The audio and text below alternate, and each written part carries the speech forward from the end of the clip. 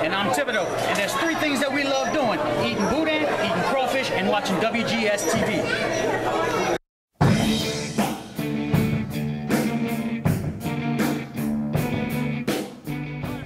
Welcome to another installment of WGS-TV right here on YouTube.com/RussGamer and ZapXTV.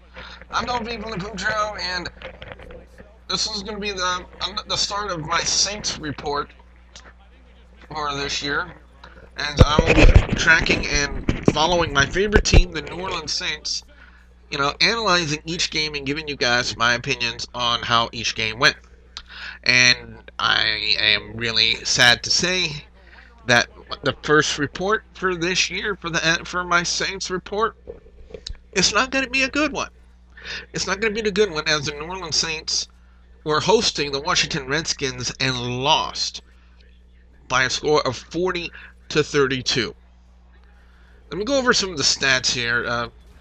First off, the rookie quarterback, Robert Griffin III, or as they constantly called him throughout the game, RG3. He was 19 for 26, 320 yards and 2 touchdowns. For a rookie quarterback and his first NFL start, I must say, I was very impressed with the young man. I mean, he was really good out there for the Redskins. I think the Redskins got a really good quarterback and a really good future star in the making in the form of Robert Griffin III. Now, conversely, Drew Brees, 24 of 52, 339 yards, 3 touchdowns, 2 interceptions. Well, it just wasn't a stellar Drew Brees performance. But then again, we really couldn't get the run game going. I mean, in total, the Saints only had 10 carries. Pierre Thomas had 4 of them for 17 yards, and Mark Ingram had 6 of them for 15 yards. The ground game just could not get off get up and get off. But then again, you got to figure this during the game. The Redskins scored first, then the Saints came back with a touchdown, and then the Redskins immediately answered with an 88-yard strike to Pierre Garçon from Robert Griffin III, and the Redskins took the lead back, and they never looked back in that game. So technically, the Saints were constantly in catch-up mode that entire time. So basically, they couldn't get the chance to get the ground game going like they wanted to. So, receiving-wise for the Saints, we had Lance Moore with 6 receptions, 120 yards, a touchdown. Jimmy Graham, 6 receptions, 85 yards, and that big touchdown strike in the first quarter, which technically was the only real offensive score touchdown for the Saints in this entire game. Well, at that time. Marcus Colston, 4 receptions, 71 yards. Darren Sproles, 5 receptions, 35 yards with a touchdown. Pierre Thomas had 1 reception for 12 yards. Devery Henderson had 1 reception for 11 yards, and then he got banged up and had to leave the game. And David Thomas, 1 reception for 5 yards. The Saints lost a fumble. Not a good way to start out the year with the turnover ratio. You never want to lose those fumbles. And so we really don't want to start off that way. You never want to start off the turnover ratio in the negatives. You don't ever want to do that. You want to be in the plus sides for the in the takeaways. You want to be the team that has that advantage. And well, it really wasn't Marcus Colston. He tried to recover it, but it fumbled into the end zone and out of bounds, and technically that counts as a touchback. So.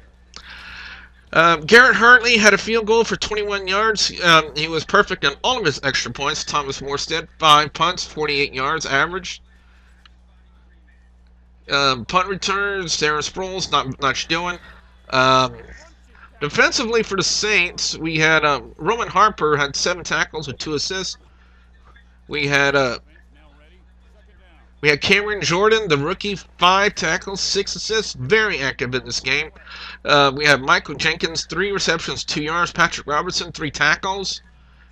We had Cedric Ellis had 2 tackles and 5 assists before he got taken out. No, that was Scott Shanley. I do apologize. Scott Shanley was one who had to leave the game due to injury. But Will Smith also saw a little bit of action, 1 tackle and 3 assists. Total first downs, let's go team by team stats on this one here. Total first downs for the Redskins were 22, for the Saints 24. Third down efficiency, the Saints, this is horrible. But then again, both teams were not really good on third down efficiency in this game. For the Saints, on third down efficiency, they were 2 for 11, which equates to 18%. That's a horrible third down efficiency. If you're 2 for 11, then you don't deserve to on third down. Then you really weren't, an offense that clicked. You were constantly 3 and out, 3 and out, 3 and out. And if I remember one point on the radio broadcast, they said the Saints all last year had 23 3 and outs, and on today's game they had, I think, about 5 or 6, just in this game. That's how bad it was. Third down efficiency for the Redskins, they were 4 out of 15 for 26%. Not much better. Not much better. Both teams were not good on third down on today's game. Fourth down efficiency, they were both perfect. 2 for 2 for the Saints, 1 for 1 for the Redskins. Total net yards for the Saints, 358 yards to 464 of the Redskins. We had net yards rushing were 153 for the Redskins, 32 for the Saints. Like I said, they could not get the ground game going. Passing, 326 for the Saints to 311 for the Redskins. And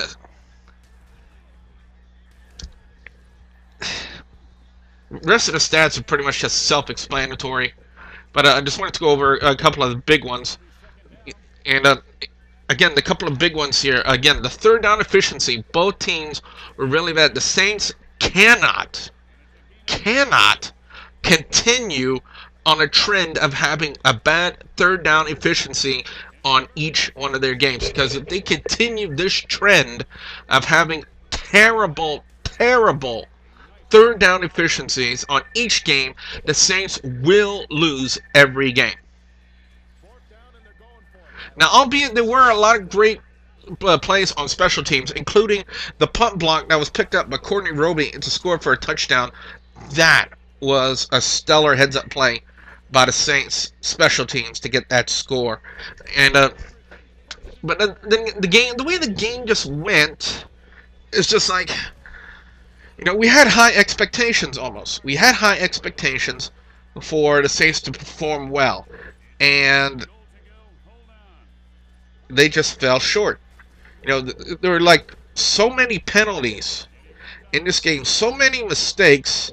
I got to quote Hokie Gajan, who was on a radio commentary for the Saints radio network.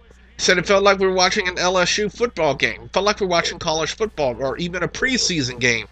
Because all the mistakes, all of the penalties, and it was just utter ridiculousness. I mean, the Saints need to get their act together. They need to get this act together, because today, if Sean Payton was still in charge right now, because he's suspended for the year, but if Sean Payton was in charge right now, I guarantee you that he would be upset as hell. I know I am. As a fan, I was greatly disappointed. The Saints kept it interesting, though. They were trying to mount that comeback. They were trying to mount a comeback, try to pull a miracle out of nowhere, and it just didn't happen. So the Saints, again, they need to take this week, assess what happened, what they did wrong, and try to address those areas. Because they cannot have this kind of performance throughout the year. Now, I'll give it to RG3 and the Redskins. They did everything right. They played the game like they were supposed to, and they got the job done. And they got the job done against what it was supposed to be, a very potent, high-powered offense that just did not show up today. Did not show up. I'm sorry to say it. Yeah, I am a Saints fan. But I'm sorry to say it, but the Saints did not show up today. It was the Aints. And that's all I can say. They were making mistakes. They were getting penalties. They were shooting themselves in the foot. They have to erase these mistakes. They have to erase these mistakes, address the issues, and fix them. Because next week, the Saints take on Carolina on the road. So they cannot have these mistakes. Now, albeit Robert Griffin III is a very agile quarterback. He proved that in today's game. He was very agile. He was all over in the pocket. You know, he was rushing like crazy. At times, I was thinking, is this RG3 or is this Michael Vick? You know, because Michael Vick has this same kind of attitude. I mean, he likes to rush like crazy. So, RG3's got a bright future ahead of him. I promise you that, for the Redskins, for you Redskins fans out there. You know, I'm not going to say anything bad about the Redskins. You know, I'm not that kind of person who's going to come out here on YouTube Mug Report and bash another team because they beat my team. Am I upset that the Redskins beat the Saints? Yeah, I'm upset. But we also got to reflect on the fact that the Saints were shooting themselves in the foot, and they were committing their own mistakes when the Redskins were playing the game like they were supposed to. You know, I'm not going to fault the Redskins for what they did. They played great football. Well, albeit when it wasn't on third down. Because their third down efficiency to score 4 out of 15 wasn't any better than the 2 of 11 for the Saints on today's game. I have to be honest with you. But they played good football. So, final score for the Saints game, 40-32. Again, next week the Saints on the road to take on Carolina, and hopefully the Saints can have all of these issues addressed and fixed by the time next week when the Saints take on Carolina, and hopefully next week I'll have a much better, happier, maybe even cheerful New Orleans Saints report right here on WGS-TV. If you guys have any thoughts on today's game, be sure you put your comments in the comment section below. Don't forget to like and favorite this video, and if you haven't yet, please subscribe to youtube.com/WrestleGamer and youtube.com/ZepXTV Network. So with that being said, I'm WGS-TV saying thank you very much for watching.